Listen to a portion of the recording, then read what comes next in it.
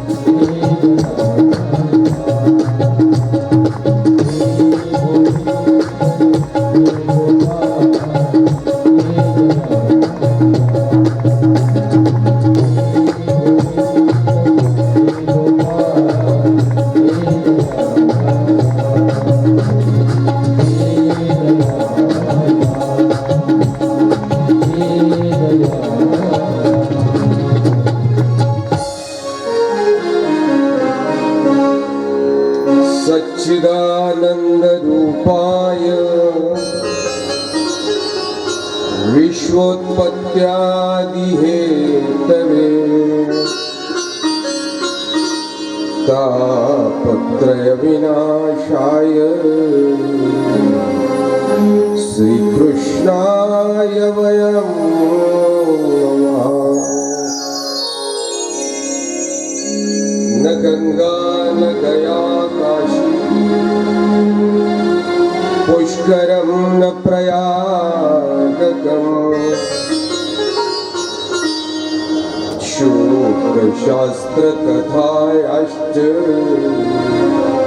फलेन समता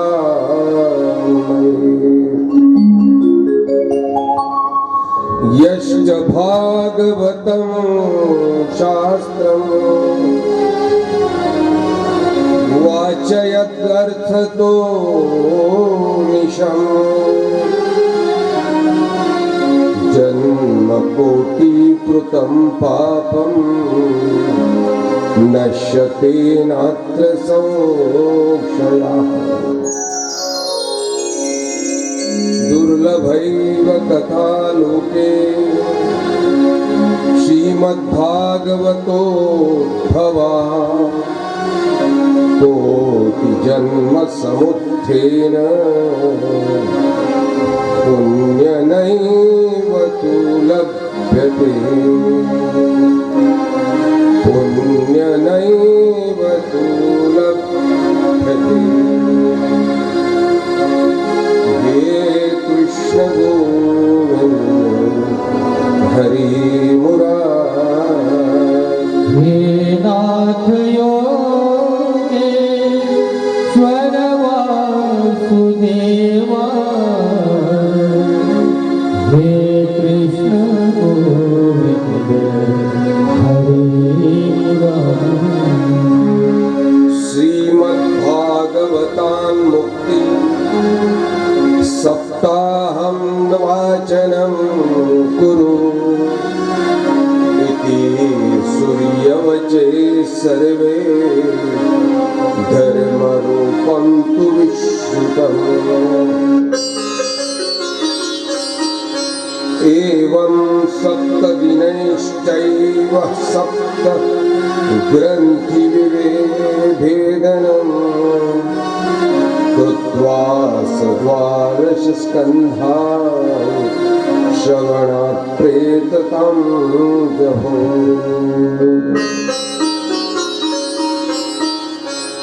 धन्य भागवती वार्ता प्रेत पीडा विनाशिनी सप्ताहोऽपि तथा धन्य कृष्णलोकफलप्रदः कंपते सर्वपापानि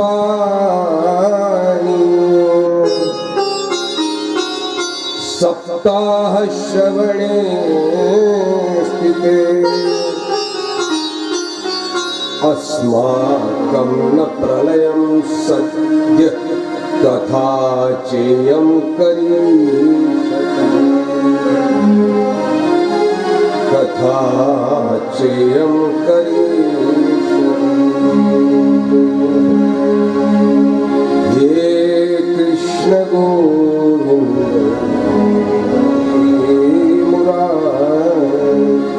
हे नाथ योगेश्वर वासुदेवा हे कृष्ण गोविंद हरे मुरारी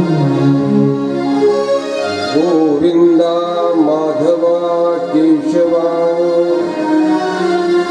मायातीता कृष्णा तुझे नमो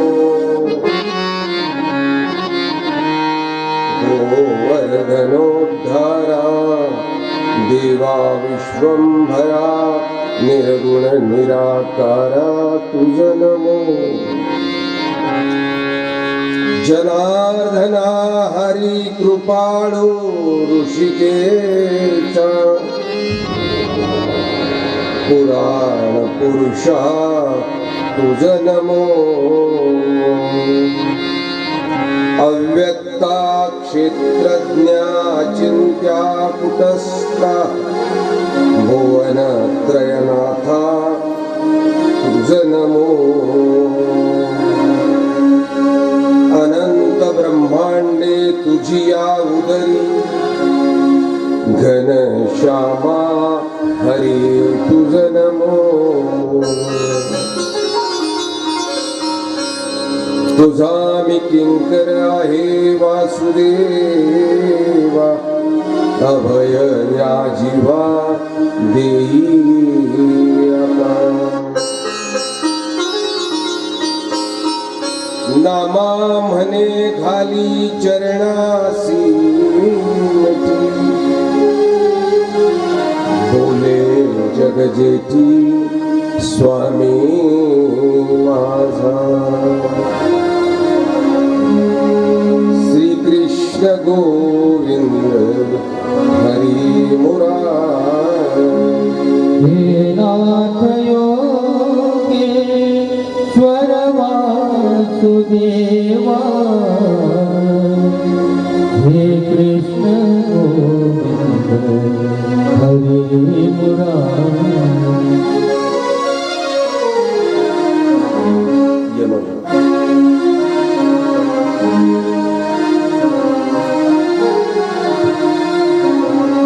पुण्य सारावया भेट देवरू पुण्य सारावया भेट देवरूषी पुण्य सारावया भेट देवरूषी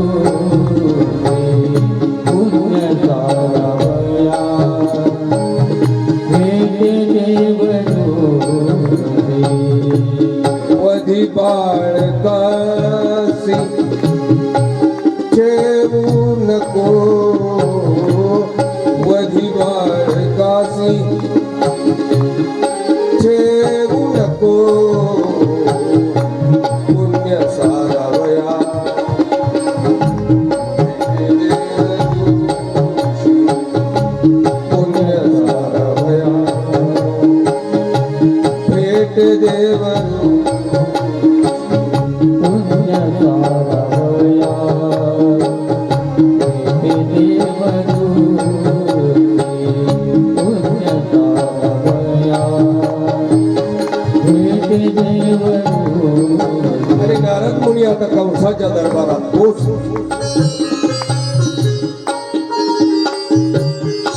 आवाज दिला विनया चिपळ्या. नारायण.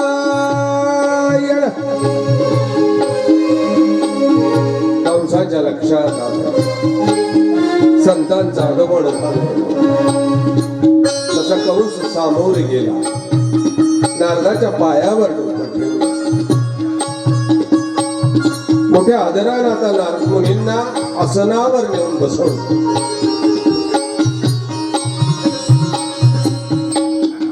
त्यांच्या कपाळी कुंकुम तिलक लावलंय, गळ्यात पुष्पांच्या माळा घातल्या. शीतोष्ण जल त्यांना प्यायला पायाशी बसले. नारदाच्या पायाजवळ बसले. नारदानं तशी त्याची ख्याली खुशाली विचारायला सुरुवात केली. कंसा, दादा याला आवाज दे. कसा आहे बाप? छान आवाज. तुमच्या कृपा आशीर्वादानं सर्व छान चाललंय. काही वेळ गेला आणि नारदाने हळूच विचारलं, मुनिवर्य मागे काहीतरी आकाशवाणी झाली होती. त्या देवकीचा 8वा मूल तुला मारणार असं म्हणाली होती आणि त्या आकाशवाणीचं नाव काढलं.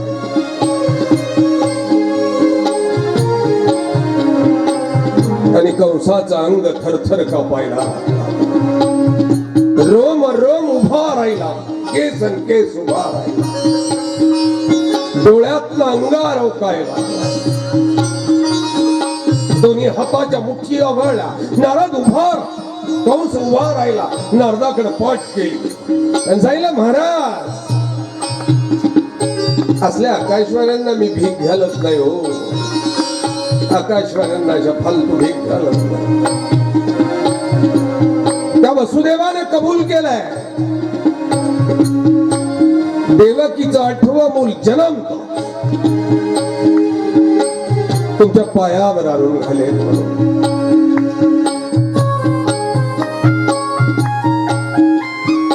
आता नारद उठून या कंसाच्या पाठीमागे गेला. हळूवार आपला हात त्याच्या पाठीवर ठेवला आणि सांगितलं, कंसा, किती भोळा आहेस रे बा तू.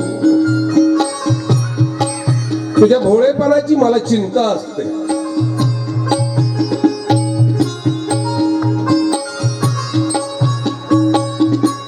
हे वेड्या, 8वा म्हणजे 8वा कोणता रे? 1 2 3 4 5 6 7 8 म्हणजे 8वा का? 8 7 6 5 4 3 2 1 म्हणजे 8वा. 4 2 8 का बेचोको 8 नेमका 8वा कोणता रे? या देवलोकांचं मोठं वाईट असतं कंसा. हे मोठे गडबड करतात. हे कोणीकडून नाही कोणीकडे 8 करून देतील. बघ, तुला काय करायचं ते तू ठरव. आणि नारद मुनींनी कंसाचा बुद्धिभेद करायचा काम केलं. बरोबर संभ्रम निर्माण केला त्याच्या मनामध्ये.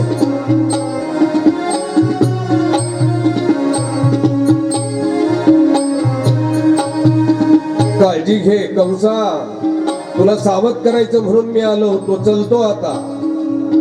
नारदानं विनाचिपळ्यांचा आवाज केला, नारायण.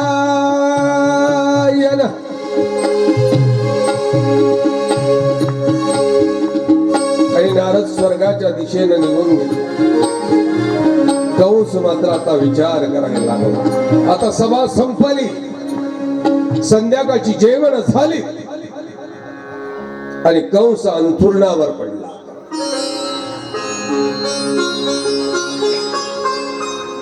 काय दादा, तुला म्हटलं होतं तो बेस इथं आण. तो पाय तो वरचा तसंच होता. मी वरच सांगतोय दादा, त्याच्यामुळे आपल्याला काही मिळत नाही.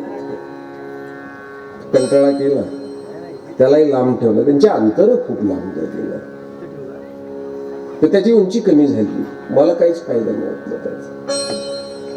थोडी काळजी घे, बाकी सर्व तुझं एकदम छान आहे. थोडासा फक्त याला पाय थोडासा आवाज देतोय तू याला. हा प्लेन होतोय असं कोरडा ड्राय झाला प्लेन आला पाहिजे त्याला. तो काय करायचं थोडस हा एकदम प्लेन झाला तो. अजून महिना काढायचा आहे आम्हाला. हा ना. हे कृष्ण गोविंद हरी मुरारी. हे नाथ योगेश्वर वासुदेवा. हे कृष्ण गोविंद हरी मुरारी. आता कंस विचार करायला लागला की देवकी तिच्या सासरला शूरसेनाच्या राज्यात इथं नाही की तिला पटकन धरून मारून टाकू. आता ती आता शूरसेनाची सून, यादवांची सून, वसुदेवाची पत्नी. तिला तिथून आणणं तरी सोपं आहे का हो? आणायचं कसं?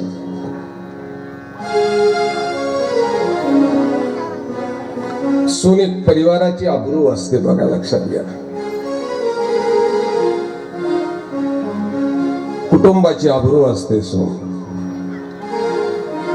आणायची कशी तिथून?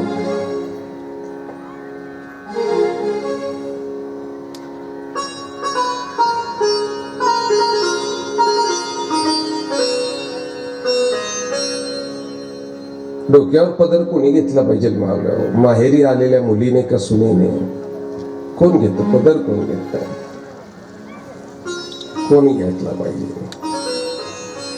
काय वाटतं सासूला? स्वतःच्या पुरीने पदर घ्यावा का सुनेने पदर घ्यावा? काय वाटत असत? ती कोणाला रागवते? बोलत जा ना. बरी झाली तुमची संख्या. हा बोला. कोणी घेतला पाहिजे पदर? मुलीने का सुनेने? घरी मुलगी आली, तिची आई कोणाला बोलते? सुनेला बोलते का तिला बोलते? दोघर पदर घेऊन. सासरा आला, दीर आला, भाया आला, पदर कोणी घ्यायचा? अब्रू कोण आहे? मुलगी का सून? लक्ष्मीचा मान मुलीला का सुनेला? बोला ना. सुनेला. अब्रू सून आहे. घरची लक्ष्मी ती आहे. यादवांची लक्ष्मी आहे देवकी. अब्रू आहे. कंस विचार करायला लागला, आणायचं कसं काय तिला इथं आता? बरं एवढा मोठा वाद झालाय, तलवार काढून मारायला गेलाय, आता तिला बोलवायचं कसं? यादवांवर आक्रमण करायचं म्हटलं तर यादव शेठ अंगुठी बलाढ्य होते.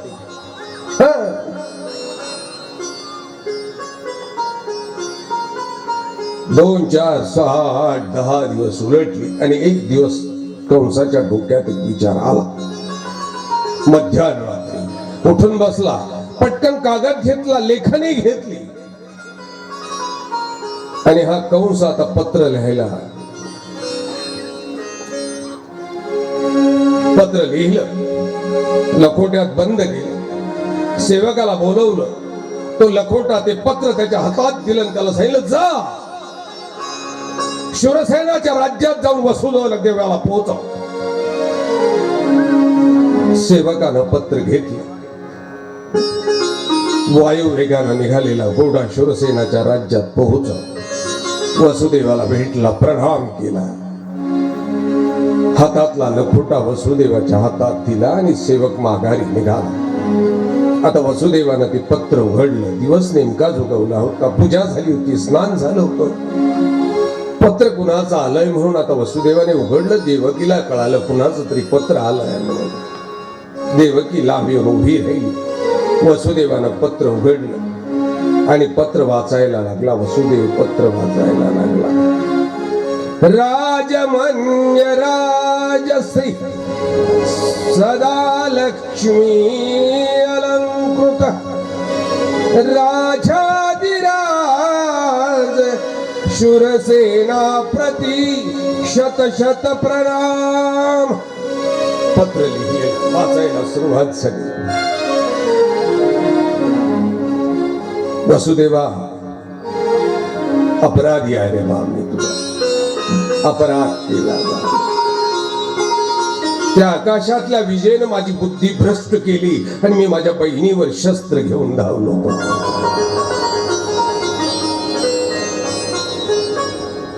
अपराधी आहे ना, देवकीचा अपराधी. बहिणीच्या पायावर डोकं ठेवून भावानं आशीर्वाद घ्यायचा असतो, पण मी मात्र अपराधीनीच तिच्यावर शस्त्र घेऊन धावलो. वसुदेव, माझ्या बहिणीला सांग,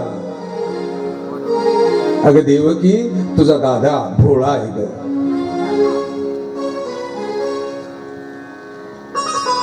तुझा दादा भोळा आहे. देवकी गेली ना वसुदेवा, त्या क्षणापासून अन्नाचा कणही मला गुढ लागला नाही बा. भाकरीने मला खाल्लं का मी भाकरीला खाल्लं हे कळालंच नाही. माझ्या बहिणीला वसुदेवा समजावून सांग, तुझ्या दादाचं खूप प्रेम आहे म्हणावं तुझ्या. तर विजयनं घात केला माझा. वसुदेवा, तूही मला क्षमा कर बा. तुझा सन्मान करायला पाहिजे, मानापानानं तुला वागवलं पाहिजे. तू घरचा जावाई आहेस. मी तुझाही अपमान केला, मी दोघांचाही अपराधी आहे. वसुदेवा, शक्य झालं ना बा, तुम्ही दोघांनी मला क्षमा करा आणि मला भेटायला या. माझ्या पापाचं मला प्रायश्चित करायचं आहे, मला भेटायला या. कंसानं लिहिलेलं पत्र वसुदेव वाचत असताना त्याच्या डोळ्यातनं आसू बदलत होती. देवकीनं पाहिलं, आपल्या नवऱ्याच्या डोळ्यामध्ये अश्रू आहे. कोणाचं तरी पत्र आहे. तसं देवकी चटकन पुढे आली, नवऱ्याचा हात धरला ना. कुणाचं पत्र? कुणाचं पत्र आहे? हातातलं पत्र वसुदेवानं देवकीच्या हातात दिलं आणि देवकी पत्र वाचायला लागली. पत्राच्या एका एका ओळी सरशी देवकीच्या डोळ्यातनं गंगा यमुना वाहत होत्या. आसवांच्या धारा लागल्या. नवऱ्याला मिठी मारली ना, म्हणाली होती, माझा दादा खूप भोळा आहे, खूप भोळा आहे. त्या आकाशातल्या विजेनं घोळ घातला हो. माझ्या दादाचं खूप प्रेम आहे माझ्या. तळहातातल्या फोडासारखं मला जपलंय त्यानं. भोळा आहे माझा दादा. डोळ्यातनं आसव करायला लागली. वसुदेवानं देवकीच्या डोळ्यातली आसव पुसली. सैनिकांना आवाज दिला, मथुरेला जायचं म्हणून तयारी करा. आणि मथुरेला जायची आता तयारी सुरुवात झाली. आता वसुदेव देवकीची. तुम्ही ऐकलेली कथा काल कळाली असेल. कशी आहे? तुम्ही ऐकलेल्या कथेमध्ये लगेच त्यांना बंदिवान बनवलं होतं. मी सांगतो ती कथा आता 6 महिन्याने घडते आहे. परत बघा कशी. सासरवरून आता देवकी आणि वसुदेव शुभ मुहूर्तावर निघाल. मथुरेला कळाला कंसाला वसुदेव देवकी येते आहे. अवखा नगर सजवला आता देख नव्या नवरी सारखं. गुढ्या तोरण उभारली, रंग रंग माळिका घातल्या.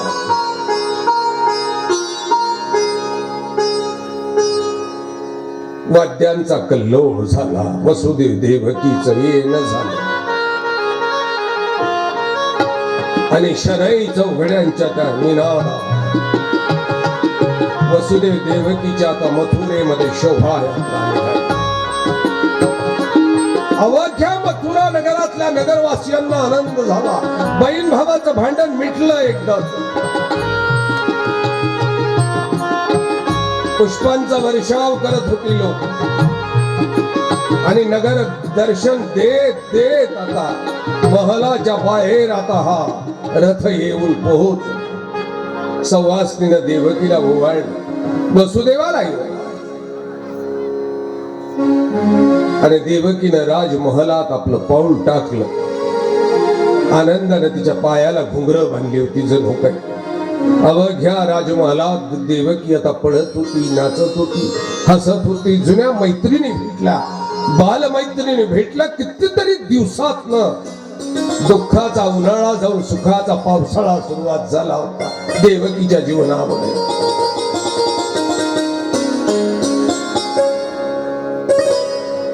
आता पाहुणे रावळे येऊन भेटायला लागले. आता भांडण मिटला. पाहुण्यांचं गंमत आहे हो.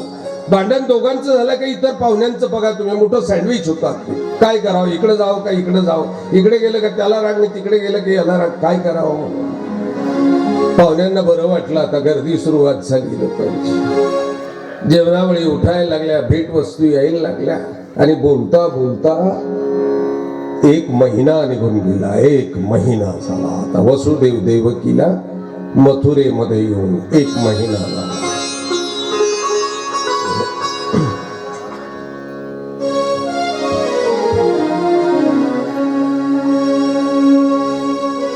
अनेक दिवस सायंकाळी वसुदेवानं कंसाला विचारलं, महाराज महिना झाला,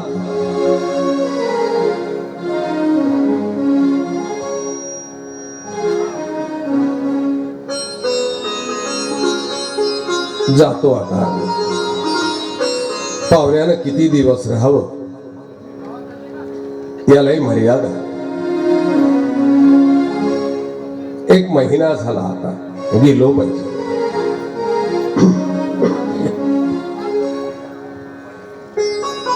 आणि वसुदेवानं जाण्याचा शब्द काढला तसं कंसाची डोळे भरून आली. वसुदेवाच्या खांद्यावर हात ठेवला. डोळ्यात डोळे घालून कंस बोलायला लागला, वसुदेवा माझ्याकडनं काही त्रास झाला का रे तुम्हाला? नाही जी महाराज.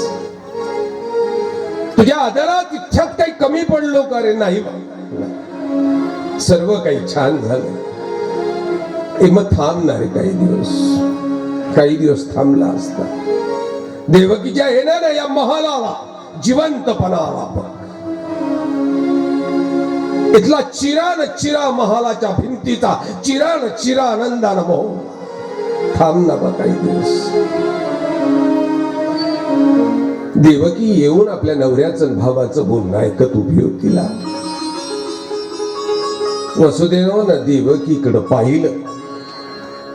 देवकीच्या चेहऱ्यावर मात्र आनंद ओसंडून वाहत होता माहेरी राहण्याचा. आपल्याला माहेरी राहायला भेटणार हा आनंद तिच्या चेहऱ्यावर होता. स्त्रियांना माहेरी राहण्याची फार हौस असते बघा. माहेराला जायची हौस नाही, माहेराला राहायची हौस असते. तरी गंमत आहे. दिवाळीचा सण आला का या स्त्रिया बघा सगळी घरं झाडतात, भिंती पुसतात, पंखे पुसतात, संडास घासतात, बाथरूम घासतात, सर्व करतात. लक्ष्मीपूजन रात्रीची गडबड कशी तरी करतात. सकाळीच पळायची काही असते. बर तू तिथं जाते आणि तिथली कुलप लावून अगोदरच घरी निघून जाते. ती माहेरला जाते कुलप लावून. ती सावधपणे कुलूप लावून निघून जाते. नवऱ्याजवळ एक साडी काढून ठेवते, सांगते आली का नेसवा, विकत नका आणू परत, तुम्हाला भलती आऊस. ती निघून जाते. माहेरी खायलाही नाही, खरडायला नाही, काहीच नाही, पण माहेरी राहायचं आम्हाला बस.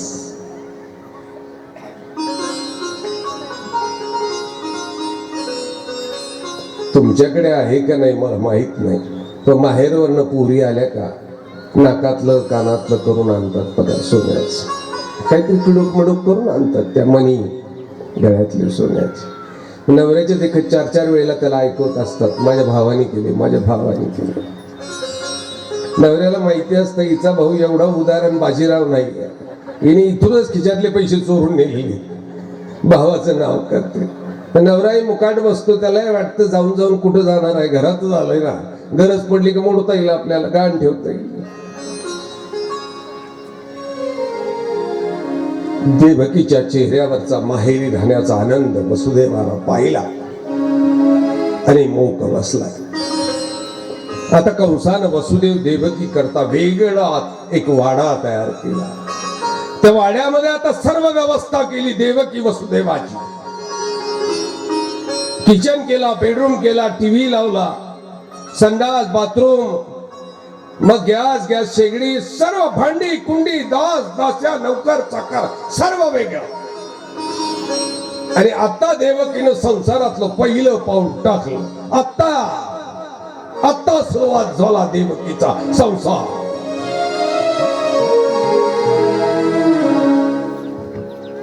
संसाराची सर्व स्वप्न आता देवकी आता पाहायला लागली. आणि संसाराचा पाश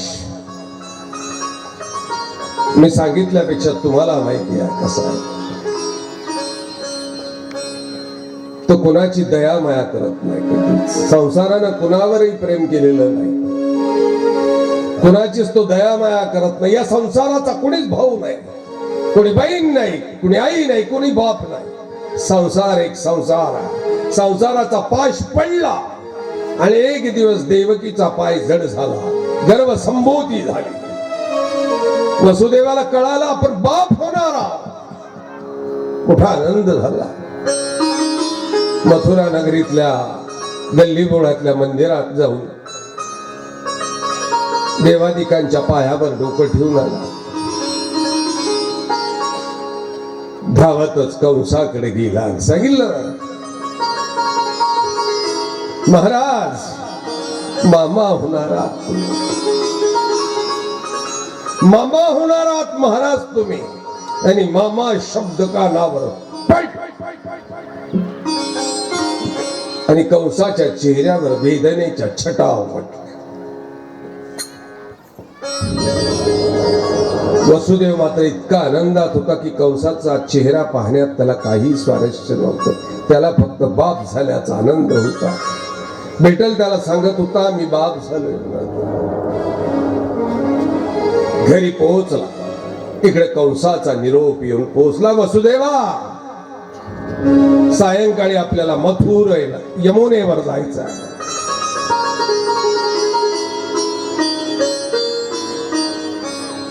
सायंकाळी यमुनेवर जायचा निरोप. वसुदेव विचार करायला लागला, अरे काय कारण घडलं असेल. महाराजांनी सांगितले की आपल्याला यमुनेवर जायचं सायंकाळी. दोघच जण आहोत. सूर्यास्ताच्या दिशेने निघाला तसा वसुदेव कंसाच्या रथामध्ये आरूढ झाला आणि रथ यमुनेच्या दिशेने निघाला. यमुना तीरावर पोहोचला. हे कृष्ण गोविंद हरी मुरारी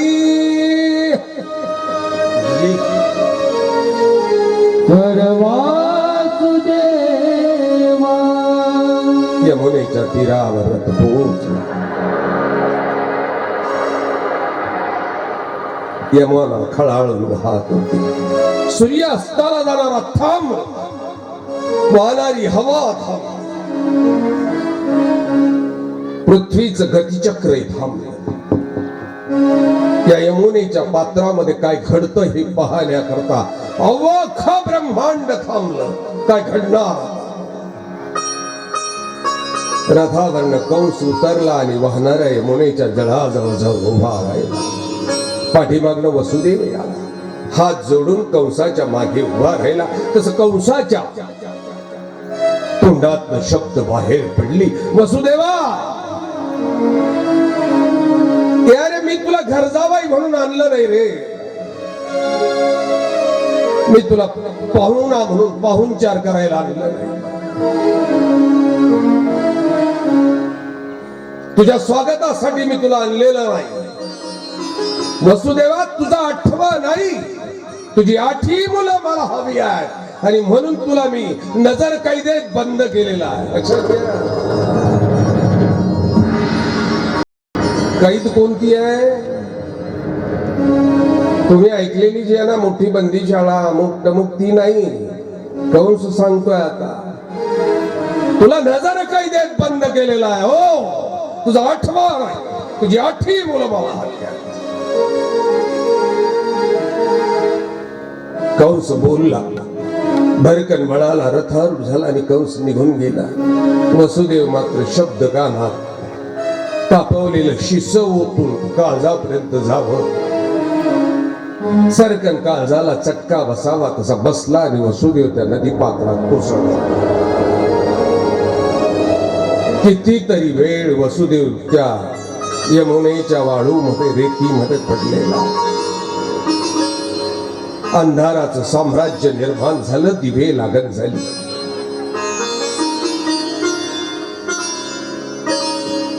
मोठ्या ताकदीनं वसुदेव उभा राहिला आणि मथुरेच्या दिशेला निघाला. हजार किलोचं बळ त्या पायाला बांधलेलं ओझ ओढताना त्याला लागत होतं. पाय फरफटत चालला होता. देवकीला जाऊन काय सांगणार आता की देवकी तुझ्या भावानं विश्वासघात केलाय. आपल्याला प्रेमानं बोलावलं आणि नजर कैदेत बंद केलं. ग तू आई झालीस ना, त्या बाळावर या नीचाची क्रूर दृष्टी आहे. तुझा भाऊ नाही वैरी आहे. 7 जन्माचा वैरी आहे. त्यानं विश्वासघात केला. कसं सांगणार देवकीला? तिला तर आई होण्याचा आनंद झालेला. जगातलं सर्वात श्रीमंत व्यक्ती आहे जी आई होते. सर्वात श्रीमंत आई होण्याचं सौभाग्य लागतं मला. स्त्रीचा सर्वात मोठा दागिना आहे तिने आई होणं. सोन्या चांदीनं स्त्रीला सजवता येत नाही. स्त्री तेव्हाच लक्ष्मी दिसते जेव्हा ती आई होते.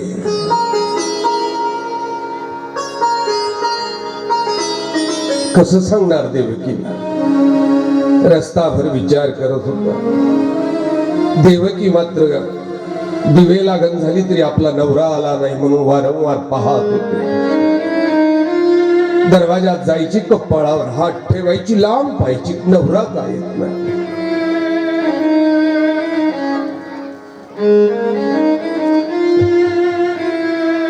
वसुदेव मात्र पायात पाय अडखळत येताना देवकीनं पाहिला. पायऱ्या उतरून खाली आली. धावतच गेली. आपल्या नवऱ्याचा हात हातात घेतला. ना बरं नाही का हो तुम्हाला? वसुदेवानं मात्र मानेनच होकार दिला. पायऱ्या चढून वर आली. अंथरुणावर अंग वसुदेवानं टाकलं. देवकी उषाजवळ बसली होती. नवऱ्याच्या कपाळावर हात ठेवून. ना डोकं दुखतंय का? हो ग, चेपून देऊ नको? मीठ पाणी लावू?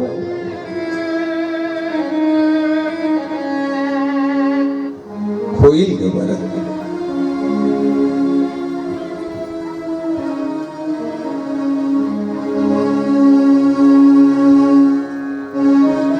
रात्रभर वसुदेवानं विचार केला की देवकी आई होण्याचा आनंद भोगते आहे. तिच्या चेहऱ्यावर आनंद आहे. आज आपण सांगून हिला कशाला दुःखी करायचं? जेवढे दिवस जातील ना तेवढे दिवस, तो दिवस ज्या दिवशी उगवेल त्या दिवशी पाहू. पण तोपर्यंत ती मात्र आनंद जर भोगणार असेल तर आपण आज हिला का सांगायचं तुझा भाऊ नीच आहे म्हणून? आपल्या बाळाला मारणार आहेत म्हणून का सांगायचं? आणि वसुदेव मूक बसलाय. उगवलेला सूर्य मावळत होता. मावळलेली रात उगवत होती. महिना, 2 महिने, 4 महिने, 6 महिने, 8 महिने, 9 महिने झाली. आता 10व्या महिन्याचा पहिला, दुसरा, तिसरा, चौथा, 5वा, 6वा, 7वा, 8वा, 9वा दिवस उगवला. सूर्य वर आला तसा देवकीला प्रसूतीच्या वेदना सुरुवात झाल्या. सुईने जमा झाल्या आणि मावळतीच्या सूर्याला साक्षी ठेवून देवकी प्रसूत झाली. मुलगा झाला. कंसाला बातमी कळाली देवकीला मुलगा झालाय आणि कंस पिसाटासारखा पळत आला. वसुदेवानं पाहिला, हात सोडली. महाराज आत्ताच प्रसूत झाली. आत्ताच प्रसूत. काही क्षणानं मी त्या बाळाला तुमच्या जवळ आणले. पण मरणाच्या भीतीनं पछाडलेल्या कंसानं वसुदेवाला डाव्या हातानं लोटलं. त्या प्रसूतिगृहामध्ये गेला. देवकीनं पाहिलं भावाला. तशी घाबरली. आवाज दिला दादा. पण नीच कंसानं मात्र आवाज ऐकला नाही आणि जाऊन देवकीच्या कुशीतल्या तानवल्या काही मिनिटापूर्वी जन्माला आलेल्या बाळाला जोरानं हसडलं, पायाला धरलं आणि आचकट विचकट हास्य करत कंसाता धावत निघाला.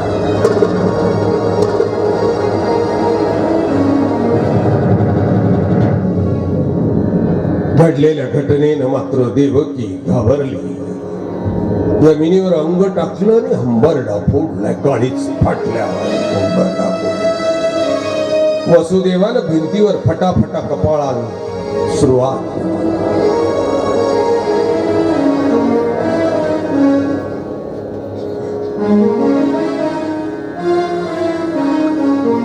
आक्रोश मारला. इकडे मात्र त्यात लहानशा तानुल्या बाळाला घेऊन कंस चौकात पोहोचला. नगर चौकात जिथे आकाशवाणी कोसळली होती ना तिथे पोहोचला. हातातल्या बाळाला पायाला धरलेलं तो गरागरा फिरवला, फाटकन पडला दगडा. शकल झाली मांसाची, रक्ताच्या चिळकांड्या उडाल्या. क्षणात होत्याच्या नव्हतं झालं. अवघ मथुरा नगर सुन्न झालेला, निशब्द झाला. रात्र झाली तरी मथुरा नगरीत दिवा लागला नाही, चूल पेटली नाही, कुणी अन्नाचा घास जिभेवर घेतला. अवघ मथुरा नगर स्मशानात शांत.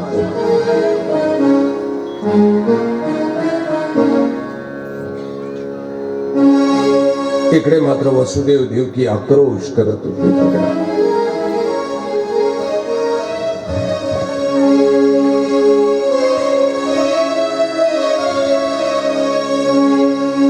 वसुदेव देवकी आक्रोश करत होते. समजवायचं कुणी कुणाला? वसुदेवानं देवकीला का देवकीनं वसुदेवाला? समजवायचं कुणी कुणाला?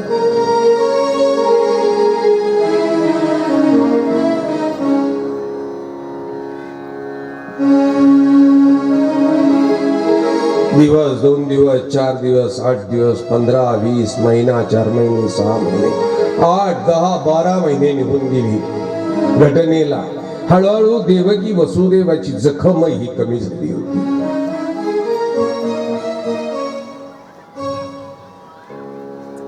आघाताची जखमही कमी झाली होती. बघा, दुःखाच्या वेदनाही कमी झाल्या.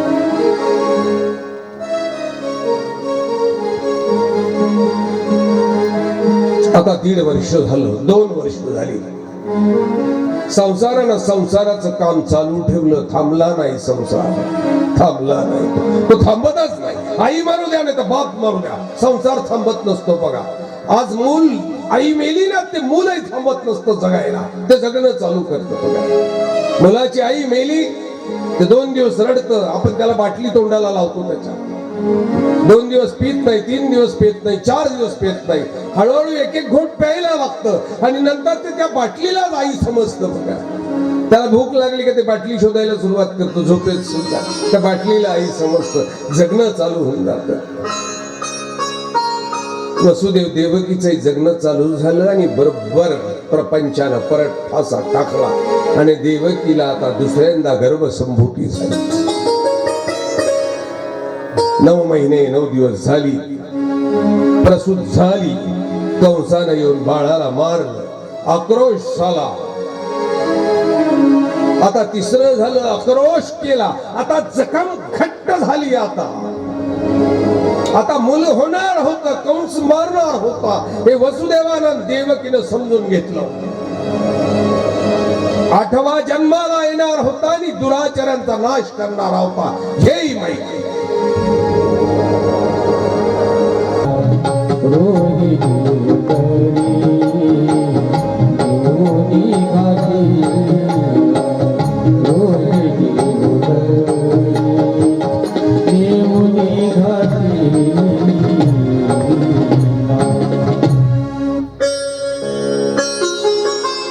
रोहिणीच्या उदरामध्ये हा 7वा गर्भ घातला. नामदेव महाराज सांगतात, बाबा रे, रोहिणी उदरी नेवो निघातील लीला नकळे कोणाला देवाची लीला कंसाची भेने यादव पळाले ब्राह्मण राहिले अरण्यात नाही कुणा सुख तळमळ मनासी वधील दुष्टासी तयाला या कंसाच्या भीतीनं हा 7वा गर्भ रोहिणीच्या पोटात देवानं घातला वसुदेव देवकीची आक्रोश करण्याची दिवस आता एका दिवसानं कमी व्हायला लागले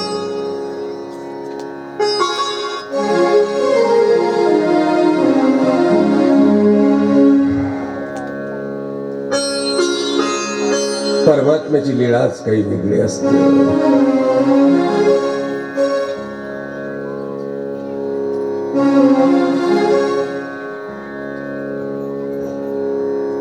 तो ज्याचं रक्षण करणार आहे ना त्याने ठरवलं त्याचं रक्षण करायचं त्याच्या केसालाही तो धक्का लागू देत नाही.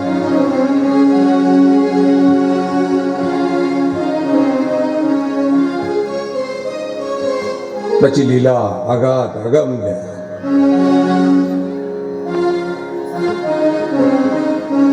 तुमचं ध्यान मात्र परमेश्वराशी निगडीत झालं पाहिजे बस तुम्ही इथे बसलात भागवत कथा मन लावून ऐकता तुमचा आणि कृष्णाशी जर संधान साधला गेला असेल ना तर तुम्ही गॅसवर ठेवलेलं दूधही उतू जाणार नाही तुमच्या कपाटाला कुलूप लागलं नसेल ना दागिने चोरी जाणार नाही घर उघडं असेल तर कुत्रही घुसणार नाही पण त्याच्या राखणदारीचं काम तो करणार भगवंत करणार कधी तुमचं ध्यान लागलं असेल तर देवाशी ध्यान नसेल लागलं तर पण वेडी माणसं आपण जिथं ध्यान लागायला पाहिजे तिथे लागत नाही आणि मग कधीतरी देवाच्या भजनामध्ये आपलं ध्यान लागलं पाहिजे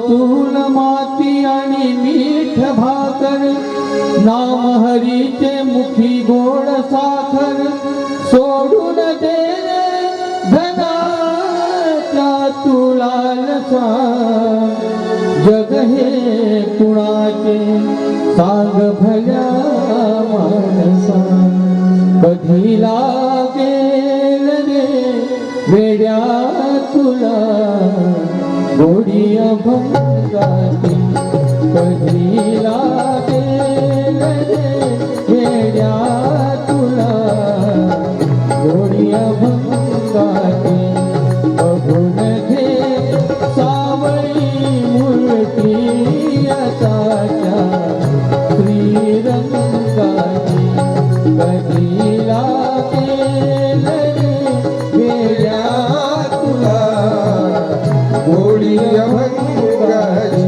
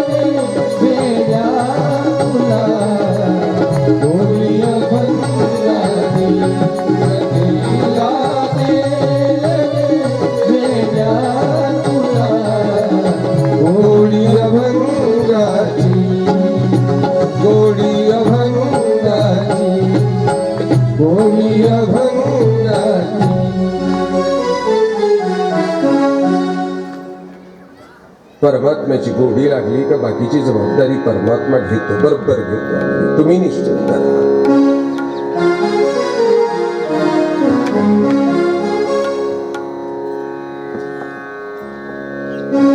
आता 2 वर्ष उलटली, 3 वर्ष झाली. वसुदेव देवकीचा कारावास बघा, नजर कैदेतला बंद कारावास.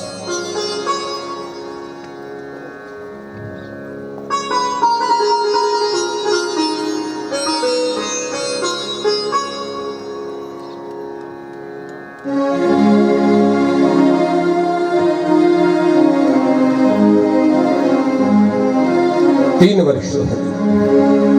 आणि एक दिवस मोठ्या सकाळी देवकी केस विंचरून शृंगार करताना वसुदेवानं पाहिली. शृंगार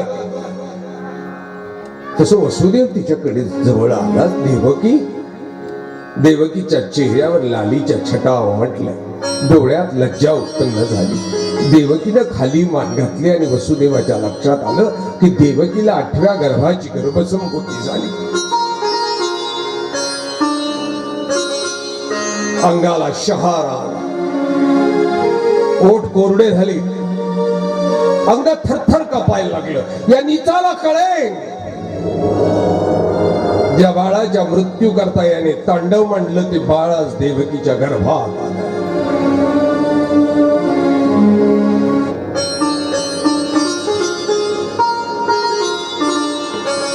लपून लपवणार किती दिवस. बाळाच्या जन्माची कहाणी लपवताच येत नाही, कुणालाच लपवता येत नाही. ती लपतच लपवणार किती दिवस. महिना 1.5 महिना गेला आणि कंसापर्यंत बातमी पोच की देवकीला गर्भसंभूती झाली 8व्या मुलाची. तसं आता कंस धावला, आता सैनिक धावली. तुम्ही ऐकलेल्या बेड्या साखळदंड आता आली. लक्षात घ्या मावल्या, तुम्ही ऐकल्यात ना, ज्या बेड्या ठोकल्या होत्या, साखळदंड बांधली होती, ती आता आली. देवकीला 8व्या गर्भाची गर्भोत संभूती झाल्यानंतर 2 महिन्याने.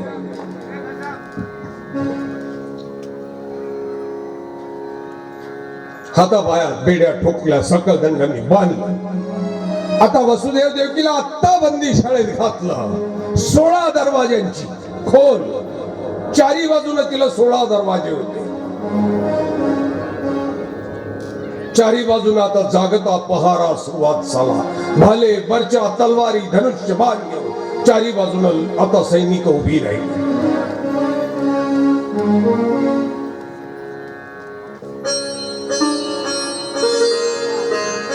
वसुदेव देवकी मात्र बंदी शाळेमध्ये बंद झाली. आता देवकीला मात्र याचं कुठलंही सुख दुःख नव्हतं, अजिबात. त्याच्या चेहऱ्यावरचा आनंद कायम होता. बंदी शाळेत बंद केल्याचं दुःख नव्हतं. वसुदेव चिंता करत होता. आणि एका दिवसानं देवकीच्या चेहऱ्यावर मातृत्वाचं तेज वाढायला लागलं. त्या तेजाचं वर्णन नामदेव महाराज करतात. मावल्या हो, ते तेज कसं होतं, देवकीचं दररोज कंस यायचा चौकशी करायला, दररोज.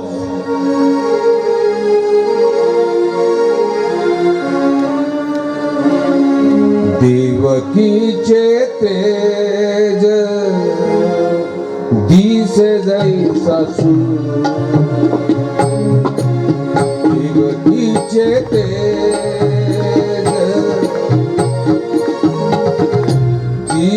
जैसा सूर, देवकीचे तेज दिसे जैसा सूर, देवकीचे तेज दिसे जैसा सूर. कंसाचे हृदय जळत कंसाचे हृदय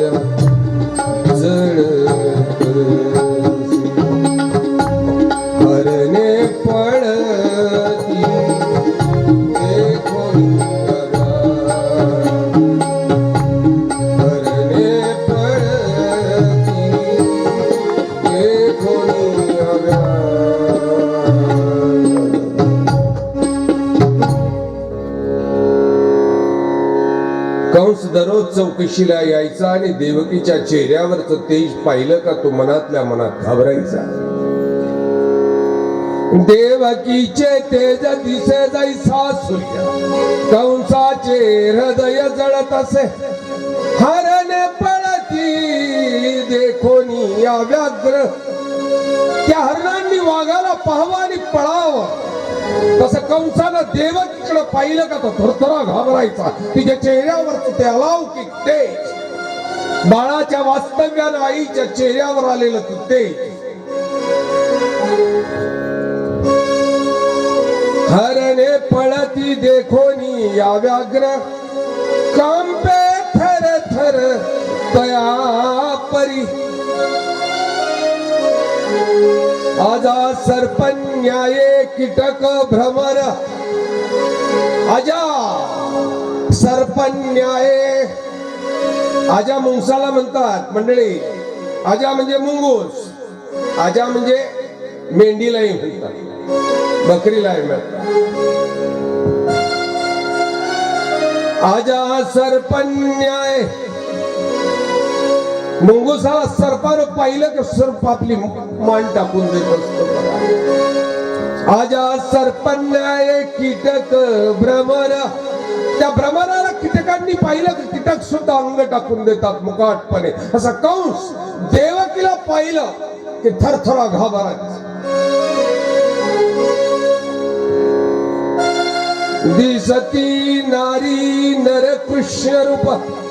याला सर्वीकडे नर नारींमध्ये कृष्ण रूप दिसायला लागली. जेविता बोलता सेजेसी निजता. तो खाताना पितांना झोपताना आला आला मज मारावयाला. एका दिवसानं आता भ्रमिष्ट झालेला कंस बघा, खाताना पितांना झोपताना उठताना चालताना म्हणायचा आला आला मज मारावया. मला मारायला आला म्हणून हा बडबडत व्हायचा सारखा. नामदेव महाराज मात्र याचं वर्णनच वेगळं करतात बघा. गंमत आहे, ईश्वराच्या भक्तीची वेगळीच गंमत आहे. परमेश्वराचं नाम कसंही घ्या. नामदेव महाराज सांगतात बाबा रे कसंही घे, तू घाबरल्याच्या पोटी घे, आनंदानं घे, झोपून घे, चालताना घे, बसताना घे, उठताना घे, झोपताना घे, तू रागावून घे, हा रागावून का होईना घे.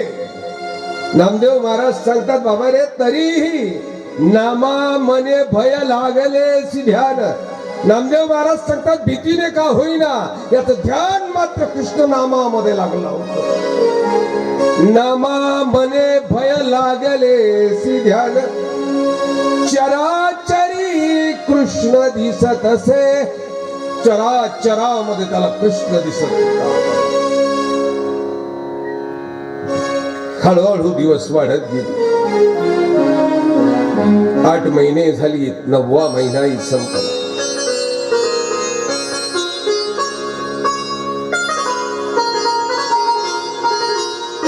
दहाव्या महिन्याचा पहिला, दुसरा, तिसरा, चौथा, 5वा, 6वा, 7वा, 8वा दिवस. आता बंदोबस्त अगदी कडक झालेला होता. स्वतः कंस आता पहाऱ्यावर येऊन थांबला होता.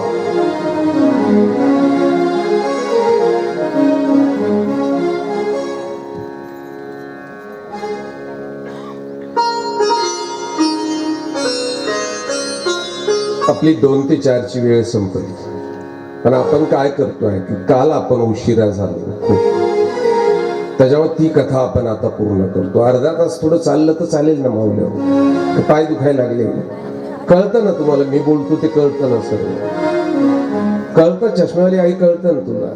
तुला काय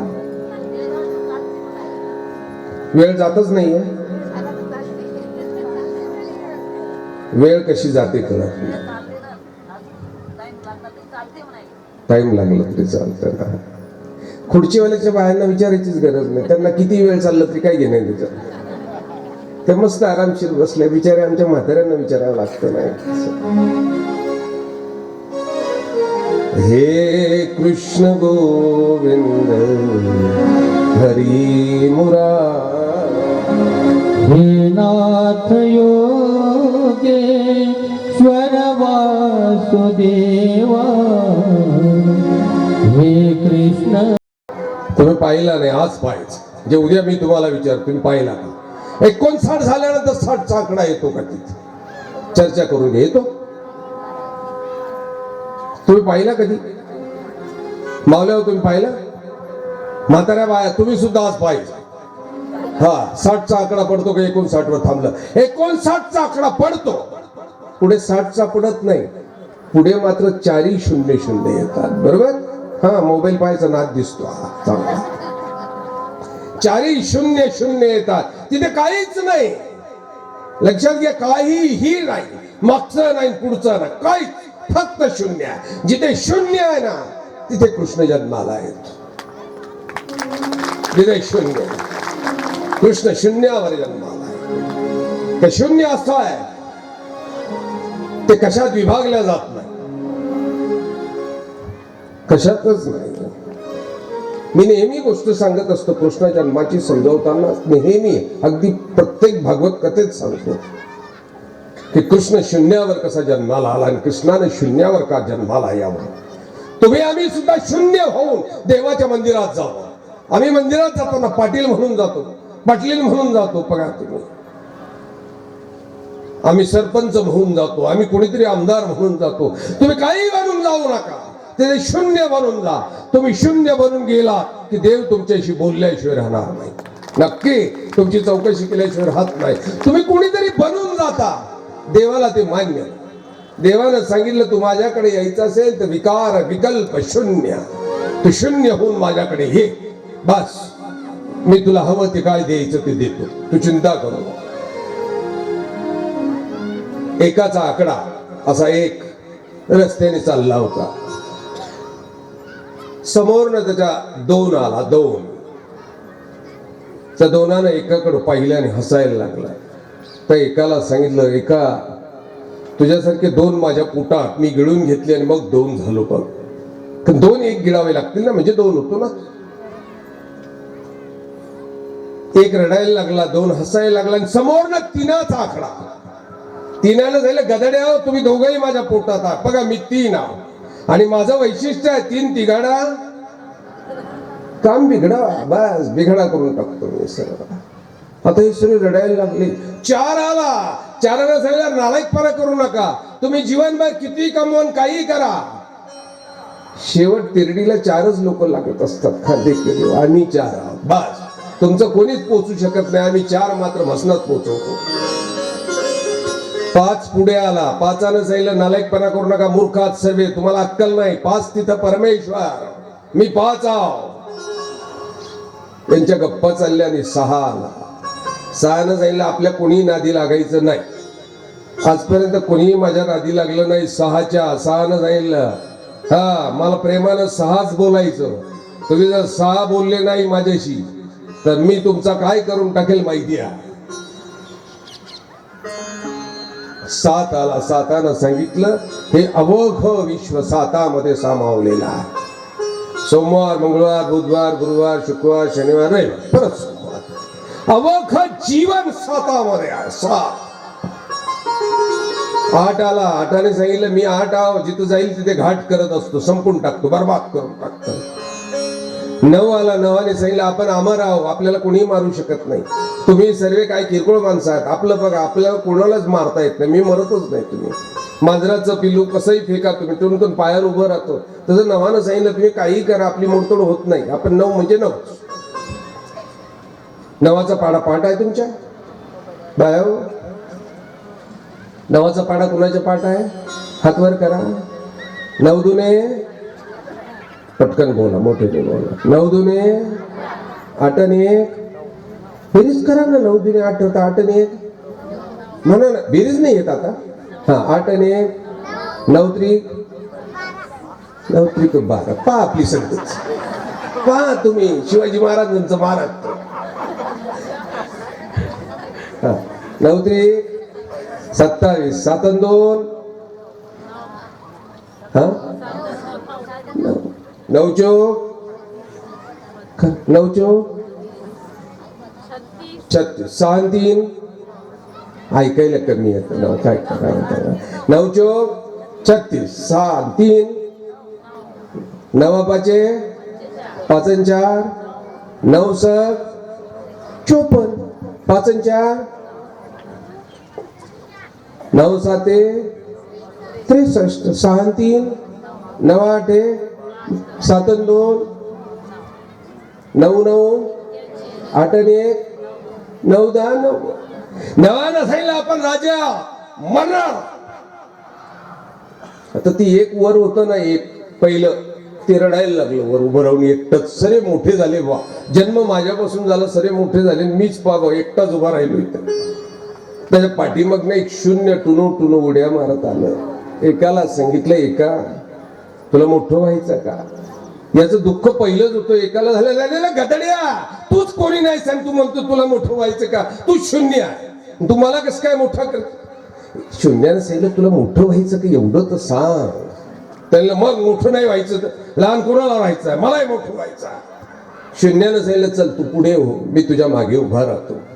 एकाला पुढे केलं आणि शून्य पाठीमागे उभा राहिला. आता किती झालं? 10. पाहिलं एकानं, पाहिलं खालचे सगळे वर पाय लागले की एका मिनिटात हा 10 झाला. आता एकाला मोठा आनंद झाला, नाचायला लागला. शून्यानं त्याला विचारलं तुला अजून मोठं व्हायचं का? त्याने म्हणलं हो अजून मोठं व्हायचं. शून्यानं अजून एका भावाला बोलवलं. आता दुसरं शून्य आलं. आता किती झालं? 100 झालं. एक तसाच आहे. एकाची किंमत कोणी वाढवली? शून्यानं वाढवली. आता अजून एक शून्य आला, 3 शून्य झाली. आता 1000 झालं. आता अजून एक शून्य आलं. आता 10,000 झालं. आता अजून एक शून्य आलं, लाख झालं. एक तसाच आहे. त्या एकाची किंमत कोणी वाढवली? शून्यानं. तुमच्या जीवनात शून्य येऊ द्या, तुमची किंमत वाढते का नाही ते बघा. कृष्ण शून्य आहे, तुमच्या जीवनात कृष्णाला आला, बस तुमची किंमत वाढते. आम्ही बाबा लोक पहा, आमच्या नावावर जमिनी नाही, घर नाही, दार नाही. आमच्या आईबापांच्या जमिनी आहेत, घरदार आहेत. आम्ही ते आमच्या भावंडांच्या नावावर करून दिलं, ते श्रीमंत झाले. आम्ही तिथून निघालो. आम्ही फक्त कृष्ण गळ्यात घालून घेतला, बस आम्ही कृष्णाचे झालो. हा, कृष्णाचे झालो म्हणून किंमत किती वाढली मला सांगा. आम्ही काहीच केलं नाही, कृष्णाची माळ गळ्यात घातली, किंमत किती वाढली? की तुम्ही हजारो लोक आमच्या पाया पडता, आम्हाला नको तेवढी दक्षिणाही देता, नको तेवढं खाऊही घालता, आमचेच पाय दाबता. कुणी केलं आम्हाला मोठं? फक्त कृष्णानं. आम्ही कृष्णाला गळ्यात घातलं, बस आम्ही कृष्णाचे झालो. कृष्ण तुमच्या जीवनात येऊ द्या, तुमचं कल्याण झाल्याशिवाय राहत नाही. कारण कृष्ण जन्माचं वेळ ही शून्य. जिथं मंगळवार बुधवार गुरुवार काही नाही, अमावस्या नाही, अष्टमी नाही, नवमी नाही, दिवस नाही, रात्र नाही, शून्य आहे. बरोबर ती शून्याची वेळ आली तर बंदीशाळेमध्ये प्रसन्न थंडगार हवेची झुळक आली. वातावरण संमोहित व्हायला लागलं. तो क्षण कृष्णाच्या अवतरित होण्याचा जवळ येत होता. अरे बंदीशाळेत लख प्रकाश पडला, लख. वसुदेव बसलेला कोपऱ्यात डोळे दिपले. प्रकाश कसला पडला म्हणून वसुदेव खाली वाकून पाहायला लागला. डोळे चोळले, त्या प्रकाशात कोणी दिसतंय का? कोणीच दिसत नव्हतं. मात्र त्या प्रकाशातनं आवाज आला. त्या प्रकाशातनं आवाज आला आणि सांगितलं, वसुदेवा मी आता अवतरित होणार आहे, मी आता अवतरित होणार आहो. मला गोकुळात पोहोचवण्याची जबाबदारी तुझी. मी अवतरित होणार आहो, गोकुळात पोहोचवण्याची जबाबदारी तुझी आहे. माऊल्या शांततेने ऐका. आपल्याला कृष्ण जन्म उद्या करायचा, एकदम शांततेने ऐका. आका इथे मध्ये काय झालं? त्या प्रकाशातनं आवाज आला. त्या प्रकाशातनं काय सांगितलं वसुदेवाला? मंडळी तुम्ही जेवढी मंडळी आहे तुम्ही लक्षात घ्या. त्या प्रकाशातनं आवाज आला की वसुदेवा मी अवतरित होणार आहो, मला गोकुळात पोहोचवण्याची जबाबदारी तुझी आहे.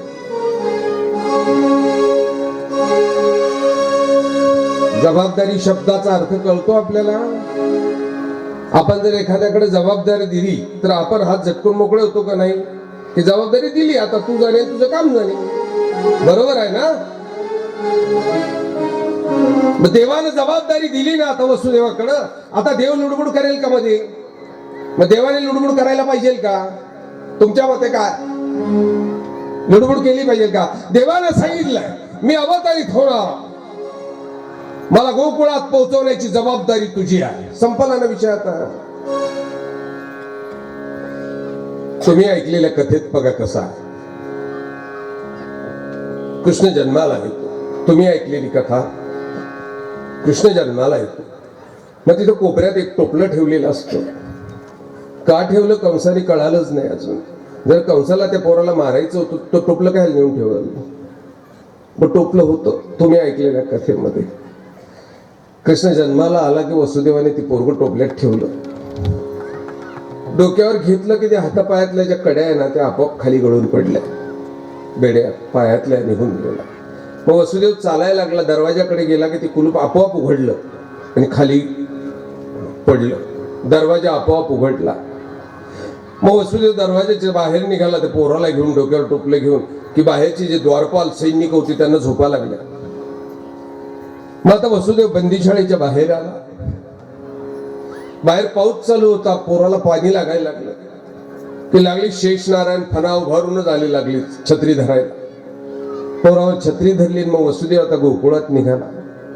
यमुनेच्या तीरावर गेला. यमुना दोन्ही थाळी भरून वाहत होती. महापूर आला होता. मग वसुदेव त्या पाण्यात घुसला. मग पहिला पाणी त्याच्या गुडघ्यापर्यंत आलं. मग पुढं सरकला, मग मांड्यांपर्यंत आला. मग अजून पुढे सरकलं, मग पाणी कमरेपर्यंत आलं. मग अजून पुढे सरकलं, आलं होतं ना हा. मग अजून पुढे सरकलं, मग छातीपर्यंत पाणी आलं. मग अजून पुढे सरकला, मग गळ्यापर्यंत आलं. मग अजून पुढे सरकला तर नाकातोंडात पाणी जायला लागलं, ठसका यायला लागला. टोपल्यात झोपलेला जो कृष्ण होता तो विचार करायला लागला, बापाला खूप त्रास होतोय, नाकातोंडात पाणी जातंय, बाप मेला तर काय करायचं. मग कृष्णानं आपला पाय काढला, यमुनेला लावला आणि यमुना दुभंगली. रस्ता झाला. वसुदेव पळत गेला. पोरग ठेवलं, पोरगी घेतली, पळत आला, मध्ये गेला. परत त्या कड्या उठल्या आपोआप, वसुदेवाच्या हातात जाऊन बसल्या, पायात जाऊन बसल्या. तुम्ही ऐकलेली कथा अशी आहे की नाही मंडळी? बाया हो, अशीच आहे ना. पुरुष मंडळी आपली अशीच कथा ऐकली ना सर्वांनी, अशीच आहे ना. खुर्च्यांवरची मंडळी बघा, खुर्च्या घ्या पण जवळ या उद्यापासून. खुर्चीवर बसायचं, काही घाबरायचं नाही. तंबाखू खायची असली की मला सांगायचं, बाबा खाऊन येतो आता तंबाखू. बिडी प्यायची असली पटकन झुरके मारून यायची. पण जवळ ते आले का हो, असं का करता? अस्पृश्यासारखं वागायला लागलो ना, की मी भारताचा आहे तुम्ही पाकिस्तानची, किंवा तुम्ही भारताची मी पाकिस्तानची, अंतरच नको बा जवळ जाऊ. येण्यावी करता. उद्या खुर्च्या घ्या पण जवळ बसायचं. हा, काय चाललं होतं आपलं? अशीच ऐकली ना कथा, अशीच ऐकली ना आपण सगळ्यांनी. मावल्या अशीच आहे ना. बघा, जर हे उद्योग कृष्णाला करायचे होते तर मग जबाबदारी कशाला द्यायची होती? वसुदेवाला कशाला सांगायचं की मी जन्माला येणार आहे आता आणि मला गोकुळात पोहोचव? तो कृष्ण उडून गेला असता ना असा स्वतःही. एवढा वसुदेवाला ताण का द्यायचा? एवढी बापाची जर कीव आहे, त्याच्या नाकातोंडात पाणी जातं म्हणून ती यमुनेला पाय लावला आणि यमुना जर दुभंगली. एवढं बापाचं प्रेम आहे तर बापाला पावसात कशाला भिजवलं अंधाऱ्या रात्री? काय घेणे? स्वतः उडून जायचं, पोरगी इकडे पाठवून द्यायची, त्याने तिकडे उतरायचं, संपलं काम. कृष्णाला अशक्य आहे काय? अशक्य आहे का ह्या गोष्टी? मग हे एवढं नाटक करायची काय गरज होती? नामदेव महाराज सांगतात, बाबा रे हे असं नाही, हे असं आहे बघा. नंदाच्या घराला, नंदाच्या घराला मजने गोकुळाला, मजने गोकुळाला, मजने गोकुळाला. नंदाच्या घराला, नंदाच्या घराला मजने गोकुळाला, मजने गोकुळाला. माया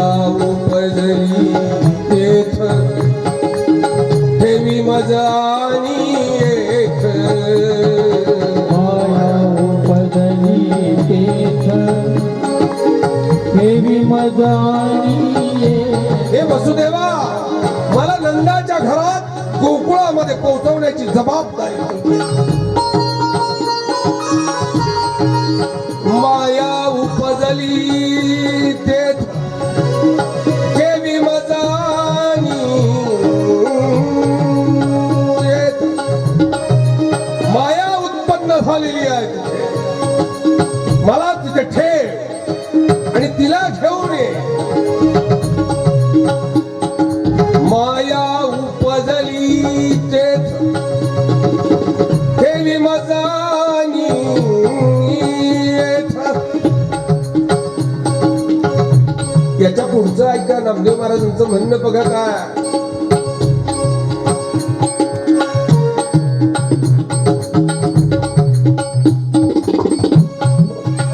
मनसील सतील रक्ष पाळतेथ.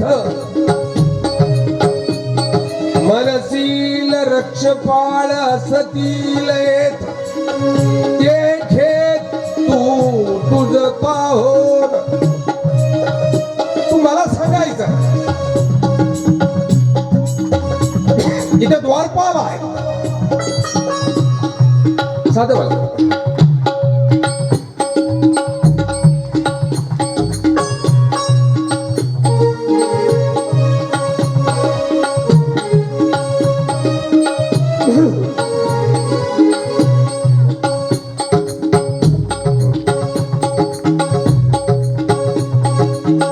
मनसील सतील रक्ष पाळे. ते घे तू तुझ पाहोन. तू मला सांगायचं नाही. इथं सर्व सैनिक आहे. माझ्या हातापायामध्ये बेड्या आहे, साकळदंड आहे. ते घे तू तुझ पाहोन. ते तुझं तू पा. मजने गोकुळाला. मला गोकुळात पोहोचवण्याची जबाबदारी मात्र तुझी आहे. मला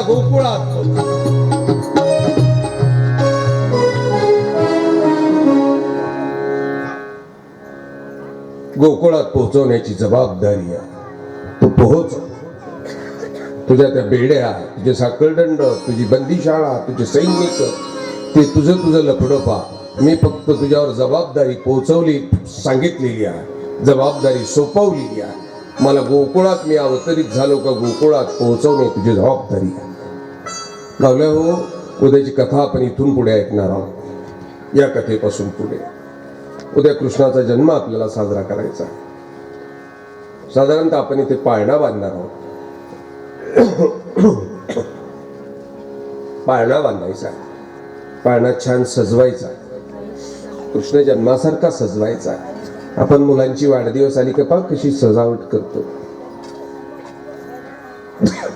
किती पुण्य लागतं आणि किती पाप लागतं सांगता येत नाही. परंतु आपण सजवतो ना मस्त. अगदीच केक आणतो, मेणबत्त्या आणतो. मेणबत्त्यांचा मूर्खपणा करतो.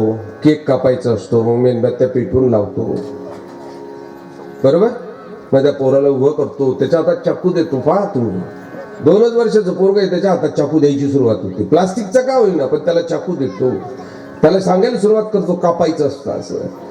हा, तो केक कापता कापता आई बापाचे मुडके कापायला सुरुवात करतो. पुढे कळतच नाही. त्याला लहानपणीच चाकू दिला आहे. मग त्याला कुलदीपक म्हणायचंच नाही, कारण कुलदीपक लहानपणीच भिजवला. केकच्या पुढे मेणबत्त्या लावतात, त्याच्या हातात चाकू देतात आणि त्याला सांगतात आता मेणबत्त्या फूक. मग तो मेणबत्त्या भिजवतो, मग केक कापतो. मला समजून सांगा,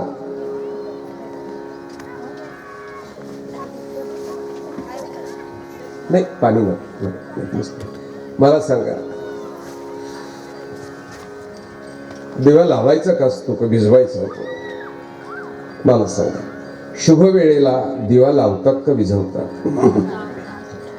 पोराचा वाढदिवस शुभ आहे ना, मग त्याला अगोदर दिवे भिजवा लावायचे, मग तुम्ही कापायला लावायचं का? तुम्ही तर लहानपणीच दिवा भिजवून टाकला तो, मग त्याच्यावर तो तुमचा नाहीच, तो फक्त ऐकोचा आहे. पुढे झालं, तुमचा दिवा तुम्ही लहानपणीच भिजवला, त्याच्या हातात चाकू दिला, पुढे तो कोणाचा दिवा आहे मग आता? बायकोचा. मग तुम्हाला तिकडे पाठवलं म्हाताऱ्यांच्या आश्रमात, तुम्हाला काय वाईट वाटायला पाहिजे? तुमचीच चूक आहे ना ती.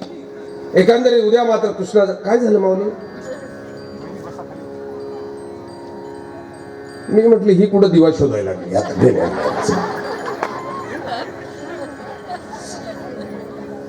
उद्या मात्र कृष्णाचा जन्म आहे. थोड्या कमी पडताय तुम्ही अजून तुमच्या आपापसामध्ये सांगत ना की आपल्याला कृष्ण कथा ऐकायला जायची. थोडी आपापसात सांगा बघा तुम्ही. त्यांचा फायदा होईल आणि त्यांचा फायदा होत असताना त्याचा अर्धा फायदा तुमचाही.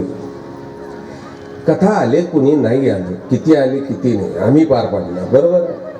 कोणीच ऐकलं नाही तर मंदिरातला दत्तू बाबा नक्कीच आमची कथा ऐकणार बस. दुसरी एक गोष्ट की आमच्या कृष्णा बाबाचा हा नाद होता की कुठल्याही पद्धतीत शिर्डे बाबांची भागवत कथा करायची. दुसरा एक नाद आहे की लोकांना काहीतरी चांगलं दिलं पाहिजे, बरोबर आहे ना. चांगलं दिलं पाहिजे लोकांना, काहीतरी लोकांचं प्रबोधन झालं पाहिजे. निवळ लोकांनी आलो, पाया पडला, अंगारा कपाळाला लावला म्हणजे त्यांना हवं ते मिळालं असं. त्यांना काहीतरी आध्यात्मिक त्यांची बैठक तयार झाली पाहिजे, आध्यात्मिक विचार दिले पाहिजे. ही 2 तास तुम्ही जे इथं बसलात मावल्या हो, तुम्ही खरंच घरदार विसरला होता का नाही? मुलाचं, घराचं, दाराचं, नवऱ्याचं, पुरीचं टेन्शन कमी झालं का नाही? म्हणजे तुम्ही जगला किती वेळ मग आता खऱ्या अर्थानं? 24 तासातले फक्त 2 तास. कृष्णकथा जर 2 तास तुमच्या आत्म्याकरता तुम्हाला जगायला मिळून देत असेल तर मला सांगा ना, करोडो रुपये देऊन सुद्धा ही गोष्ट मिळत नाही ना. मग कृष्णबाबांनी तुम्हाला दिलं ते करोडो रुपयापेक्षा जास्त मोठं दिलं का नाही, त्याची इच्छा आहे ना. आणि म्हणून भागवत कथा तर मग आम्ही करणार, पार पाडणार, परंतु सर्वांचा फायदा व्हावा. आपण सर्वांपर्यंत सांगत राहू. पुरुष मंडळी आपण सुद्धा काळजी घ्या. येऊ नये आलातच ना, जरा समोर बसा ना, काय होतं त्याला. म्हैस पाहायला गेलं तर त्या म्हशीच्या पाठीमागे जावं लागतं पाहायला. बैल पाहायचा असला बैलाच्या तोंडात हात घालून पाहावा लागतो, त्याला दात किती आहे. कृष्ण कथा ऐकायची तर समोर येऊन बसावं लागेल ना हो थोडस. अजून एक, आपले काही सोयरे धैर्य नातेवाईक आहेत त्यांना सांगा, त्यांचा सर्वांचा लाभ होईल. इथे पाळणा बांधायचा आहे, छान सजवायचा आहे. माऊल्या हो तुम्ही जरा अशी काळजी करा. आता हे सर्वच कृष्णाबाबाचं नाही की त्याने सर्व करायचं ना आपण मस्त इथे येऊन बसायचं. इथून उठलं का मग महाप्रसादाला जायचं, महाप्रसादाला गेलं का घरी मग टवाळकी करत चालली घरी, असं नाही ना. कृष्ण जन्म हा आपली जबाबदारी आहे. आता त्याने त्याची तयारी करून दिली, मंडप टाकून दिला, बसायला टाकून दिलं, स्टेज दिलं, लाऊड स्पीकर दिला, तिकडं महाप्रसादाची व्यवस्था त्याने करून दिली. आता बाकीच्या ज्या गरजा आहेत त्या आपल्या आहेत ना. आता आपल्याला उद्या कृष्ण जन्माला येईल, मग परवा आपण कंसालाही मारणार आहोत. पात्र आहे त्याचं, कंस नावाचं मोठं पात्र आहे. उद्या सुद्धा वसुदेव कृष्ण आहे आपल्याला पाहायला मिळणार आहे. मग नंतर आपल्याला श्रीकृष्ण रुक्मिणीचा विवाह पार पाडायचा, इथे लग्न सोहळा पार पाडायचा आहे. मग सुदाम भेटणार आहे, हे सर्व झटके आपल्याला पाहायचे आहेत. मग सुदाम भेटणार आहे, कृष्ण तुला करायची आपल्याला, की कृष्णाची तुला होत असते बघा सुवर्ण तुला, ते कृष्णाची तुला करायची. या जबाबदाऱ्या तुमच्या आहेत, आता आपल्या आहेत सर्वांच्या ना. कारण उद्या इथे पाळण्याची व्यवस्था करा.